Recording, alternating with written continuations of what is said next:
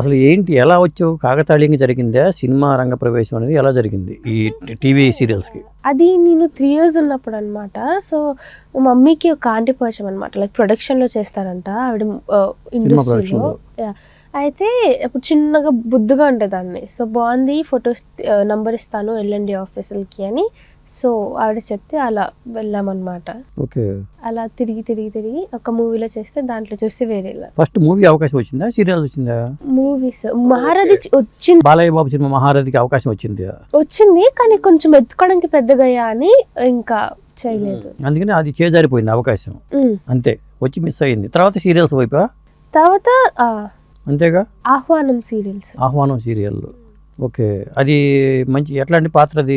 అది only like ఒక 1 episodeలోనే sir. Like 2 cars వస్తాయి, బాల్ ఉంటుంది మధ్యలో, వచ్చి తీసుకోవడం, హీరో కాపాడతారనమాట యాక్సిడెంట్ జరిగే.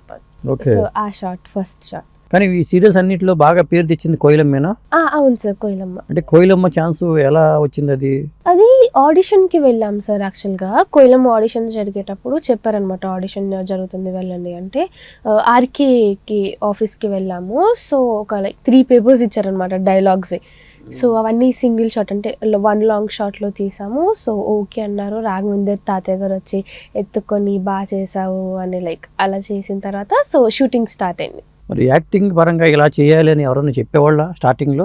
చెప్తా ఉంటారు సార్ అందరు, లైక్ డైరెక్టర్స్ ఎలా చెప్తే అలా చేసేయడం. అంటే చిన్నప్పటి నుంచి కదా, ఒక ఊహ తెలియకుండానే చేసేసాను. సో ఊహ తెలిసిన తర్వాత అలా అలవాటు అయిపోయింది చిన్నప్పుడు. అంటే ముందు కెమెరా ముందుకు వెళ్ళావా, ముందు స్కూల్కి వెళ్ళావా? స్కూల్కి కెమెరా రెండు ప్యారలల్గా జరిగింది. మరి స్కూల్లో అబ్జెక్షన్స్ ఏం రాలేదా షూటింగ్కి వెళ్తుంటే? లేదు సార్, లేదు.